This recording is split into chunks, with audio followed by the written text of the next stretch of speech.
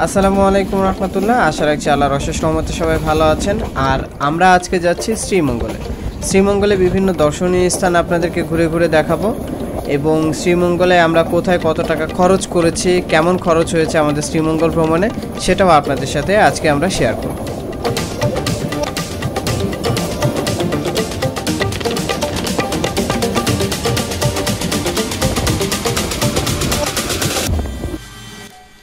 আমরা ফজরের নামাজ পড়ে চলে আসি সিলেট ট্রেন স্টেশনে। যার আগের দিন রাতে আমরা সিলেট টু শ্রীমঙ্গল কালনী এক্সপ্রেস 6:15 সকাল পার পারসন 110 টাকা করে টিকিট কিনি এবং আমাদের টিকিট পড়ে সিট মানে বগি পড়ে হচ্ছে আপনার বর্গেজা বগিতে 9 এবং 10 নম্বর সিটে।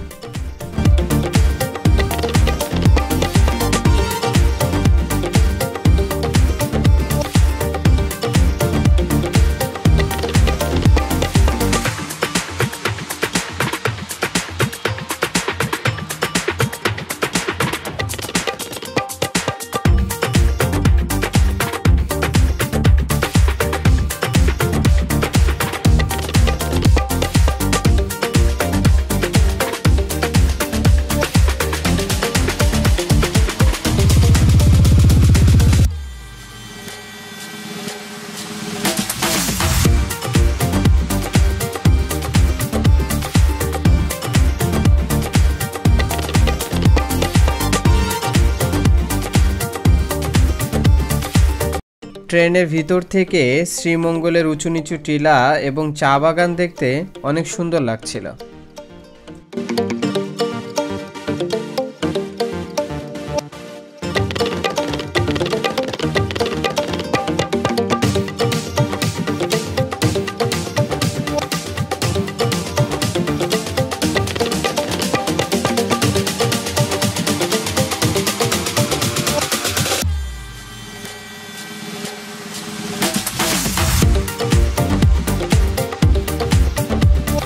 শ্রীমঙ্গলের বাইরের অপরূপ সৌন্দর্য এবং চা বাগান দেখতে দেখতে আমরা শ্রীমঙ্গলে পৌঁছে যাই এবং এখান থেকে আমরা একটি ইজি বাইক ভাড়া করে দুপুর পর্যন্ত মানে দুপুর 2টা বা 1টা পর্যন্ত আমরা ভাড়া করি আমরা হচ্ছে 700 টাকা দিয়ে। দেন তারপরে আমরা ওনার সাথে চুক্তি করে নিই যে আমরা 2-3টা স্পট ঘুরবো, আমাদের দুপুর পর্যন্ত ঘুরাইলেই হচ্ছে।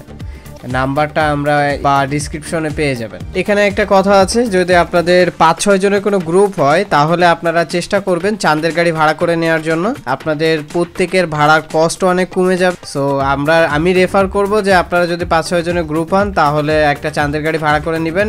একদিনের জন্য আপনাদের কাছ থেকে ভাড়া নেবে মেবি 2000 থেকে 2500 টাকার মতো ভাড়া নিতে পারে। এই গাছগুলো হচ্ছে রাবার বাগান, এটা হচ্ছে সমস্তটা এই পাশে হচ্ছে রাবার বাগান। এখানে আমরা যাব, এটা আমরা ফেরার পথে আপনাদেরকে আমি রাবার বাগানটা ঘুরে ঘুরে দেখাবো। আর আমরা এখন যাচ্ছি হচ্ছে লাউয়াছড়া জাতীয় উদ্যানে। সো লাউয়াছড়া জাতীয় উদ্যানটা অনেক ইন্টারেস্টিং একটা জায়গা। আপনারা যারা শ্রীমঙ্গলে যাবেন অবশ্যই লাউয়াছড়া জাতীয় উদ্যানে অবশ্যই যাবেন।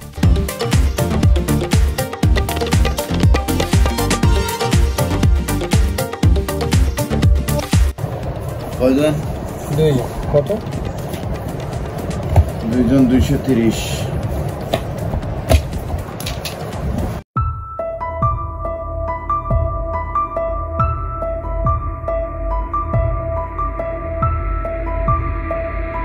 টিকিট কি আমাদের কাছে দিবেন না? হ্যাঁ, ছেড়ে দেবেন।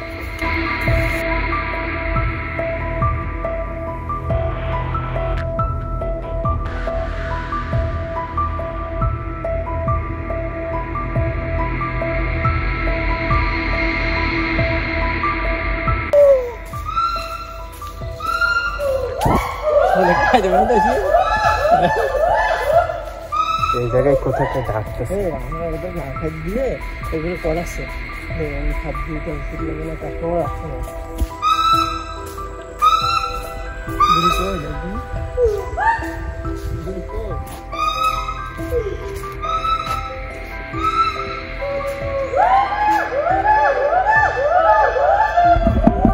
ও ওই যে ডালনা আছে না ওইখানে।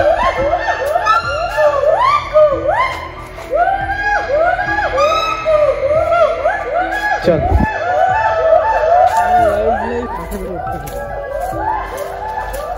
ওকে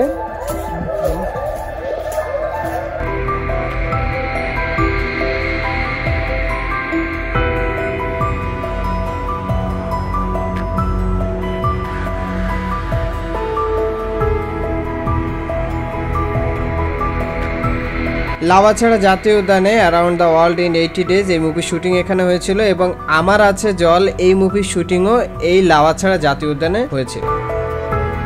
আমরা খাসিয়াপল্লির দিকে যাব বলে রওনা দিয়েছিলাম। এখান থেকে আমরা যতটুকু জানি আধা ঘন্টা থেকে 45 মিনিট সময় লাগবে, বাট আমরা ভুল পথে যাওয়ার কারণে আমাদের সময়টা অনেক নষ্ট হয়। কিন্তু আমাদের লাওয়াছড়া জাতীয় উদ্যানের নীরবতা এবং শুনশান জায়গা, এবং বিশেষ করে আমরা সকালে গিয়েছিলাম এই জন্য অনেক মানুষজন কম ছিল, যার জন্য আমরা খুব ভালোভাবে ঘুরতে পারছি।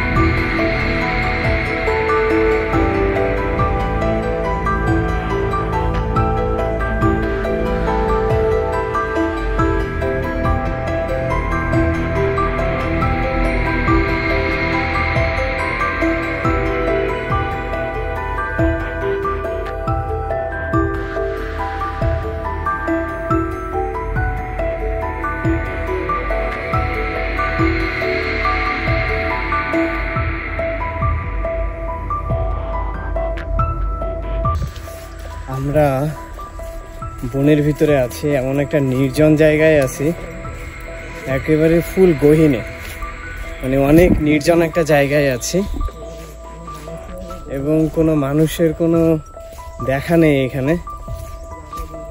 শুধু আমি আর আমার সফর সঙ্গী রনি, ও হাতে লাঠি নিয়ে নিয়েছে, যদি কেউ আসে লাঠি দিয়ে বাড়ি মারবে মাথায়। আর আমরা ভয় লাগতেছে এর ভিতর দিয়ে, আর বানর আশেপাশে গাছগুলো নাড়া দিতেছে আর ভয়ে ভয়ে জান কেঁপে কেঁপে উঠতেছে।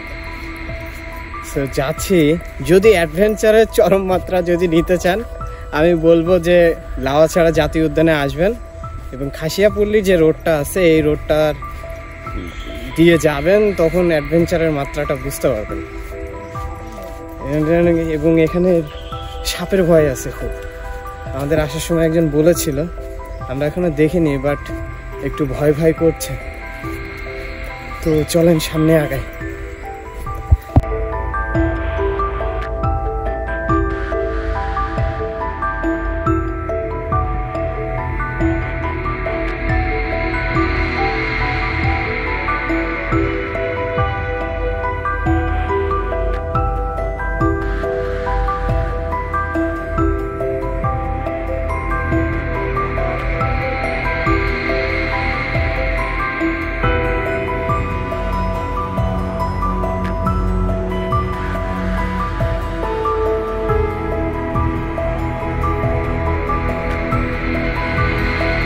কত সময় ধরে হাঁটতেছে? 9:54 বাজে।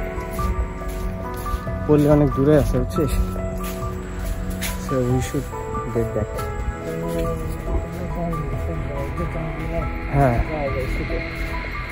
ভিতরটা দেখছিস?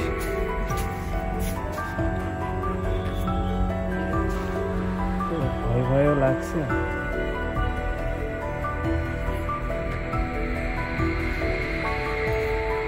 কিছু একটা আছে এই জায়গায়, থাকার না যায় ভিতরের দিকে।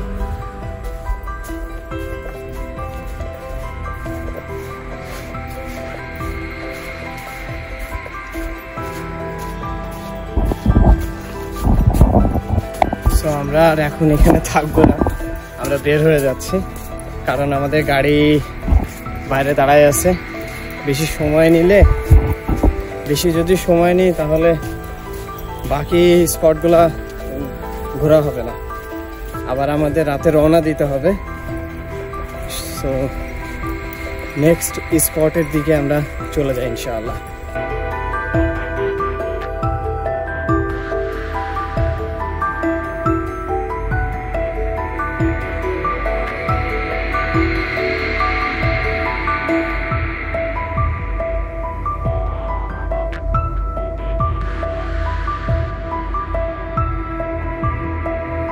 আমরা লাওয়াছড়া জাতীয় উদ্যান থেকে বের হয়ে মাধবপুর লেকের উদ্দেশ্যে রওনা দিই। এবং মাধবপুর লেকের উদ্দেশ্যে যাওয়ার সময় এখানকার রোড সাইড ভিউগুলো এত সুন্দর আমার কাছে লেগেছে, যা আপনাদেরকে আমি ভাষায় প্রকাশ করতে পারবো না। অনেক সুন্দর রোড ভিউ সাইড, এবং দুই পাশে এখানে তো আপনি দেখতে পাচ্ছেন দুই পাশে গাছ, এবং সামনে আরও আগাইবেন যত তত দেখবেন দুই পাশে চা বাগান, মাঝখান দিয়ে রাস্তা চলে গেছে। জাস্ট ভিউটা অসাধারণ একটা ভিউ, যা উপভোগ্যর মতো একটা জায়গা। এবং আপনার আসলে আসলে এই রাস্তা দিয়ে গেলে বা এই রাস্তা দিয়ে আসলে আপনার মন ভালো হবে নিশ্চিত।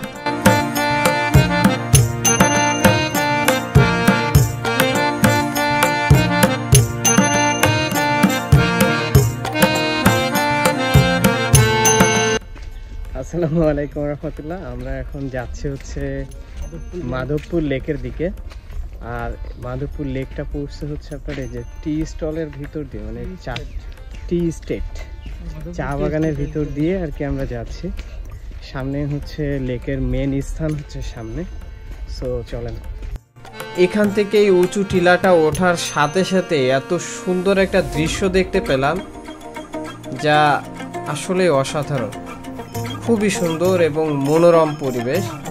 এবং এটার আরও সুন্দর একটা ভিউ পাওয়ার জন্য আমরা হচ্ছে চা বাগানের যে উঁচু যে টিলা আছে, আমরা টিলার দিকে উঠতে থাকলাম।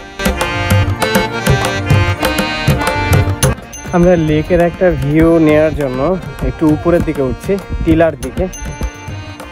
টিলাটা অনেক রিস্কি, আর সবচেয়ে মেন বড় বিষয় হলো আমাদের রনি সাহেবের অনেক কষ্ট হয়ে যাচ্ছে এই টিলাতে উঠতে যে, তারপরে অনেক বড় ব্যাগ।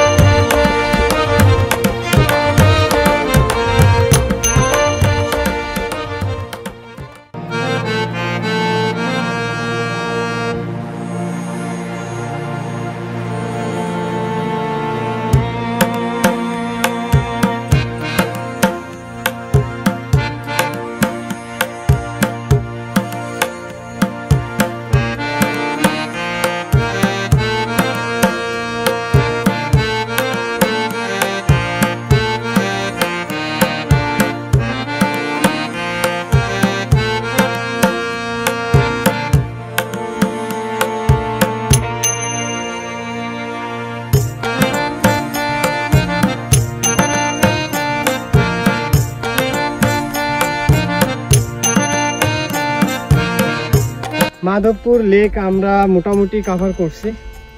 আমরা আর বেশি সময় এখানে টাইম দিব না, আমরা আমাদের নেক্সট স্টপে চলে যাব। এখানে আর বেশি সময় থাকছি না। সো চলেন নেক্সট স্থানে যাওয়া যাক এবং সেই জায়গাটা এক্সপ্লোর করা যাক। জায়গাটা সত্যি অসাধারণ, খুবই ভালো। আপনারা চাইলে এই লেকে আসতে পারেন এবং এই চা বাগান উপভোগ করতে পারেন। মনোরম পরিবেশ, উপভোগ্যর মতো পরিবেশ, খুব ভালো লাগবে আশা রাখছি। তো চলেন যাওয়া যাক।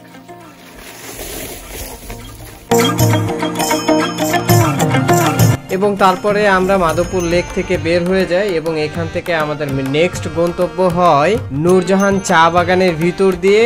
আমরা মণিপুরের কিছু কিছু অংশ দেখতে দেখতে আমরা যাব হচ্ছে রাবার বাগানের দিকে।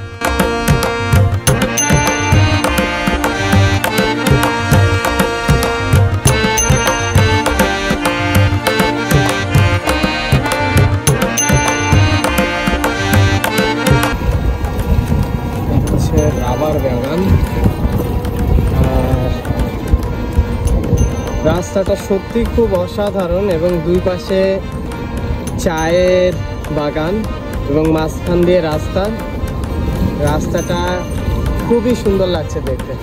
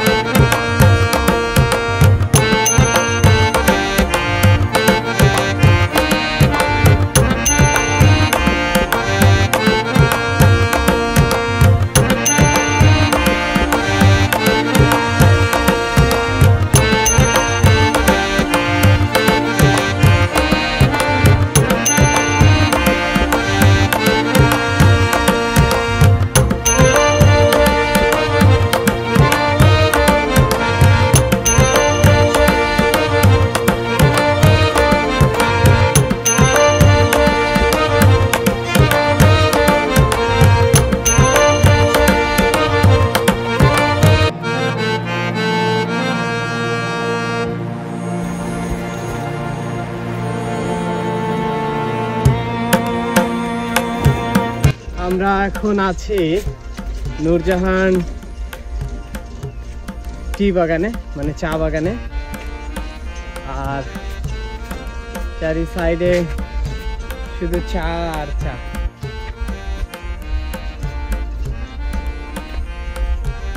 দেখতেই পাচ্ছেন।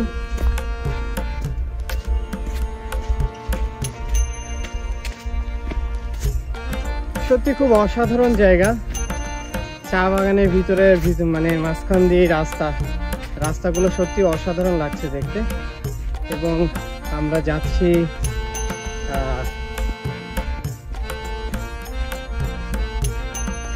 আমাদের নেক্সট স্থানে। আর আমাদের সফর সঙ্গী হিসেবে আছেন রাসেল রানী আর আমাদের মামা। ইনশাল্লাহ আমরা যাত্রা শুরু করছি আবার। সো চলো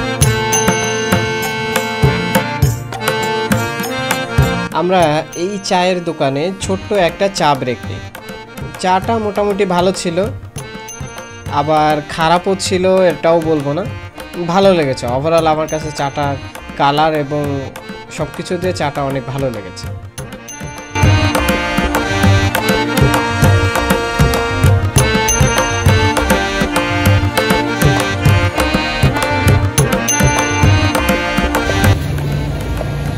অনেক বড় রাবার বাগান এটা। আর এইখানে হচ্ছে এই যে ছোট ছোট গাছে গাছে যে বাটিগুলো দেখতে পাচ্ছেন, এগুলো হচ্ছে আপনার এই বাটি দিয়েই আর কি সারা রাত হচ্ছে এই যে এখান থেকে কেটে রাখলে সারা রাতে এই যে আঠা সাদা আঠা যে রসগুলো আছে এগুলো বাটিতে পড়ে। দেন বাটিতে পড়ার পরে ওটা রাতভর বাটিতে জমা হয়ে গেলে সেটা আবার খুলে নিয়ে চলে যায়, মানে বাটিগুলো নিয়ে চলে যায়। আর এইখান থেকেই প্রক্রিয়াধীন হয়ে আর কি রাবার তৈরি হয়। এই যে অলরেডি দেখতে পাচ্ছেন আমার হাতে একটু লেগেই গেছে। এই যে এইগুলো সব হচ্ছে এই যে রাবার বাগান। এদিকে রাবার বাগান, এদিকে রাবার বাগান। আর উপরের ওই টিলাগুলোতে আছে হচ্ছে আপনার এখানে কিছু চায়ের বাগানও আছে। এদিকে চায়ের বাগানও আছে, রাবার বাগানও আছে।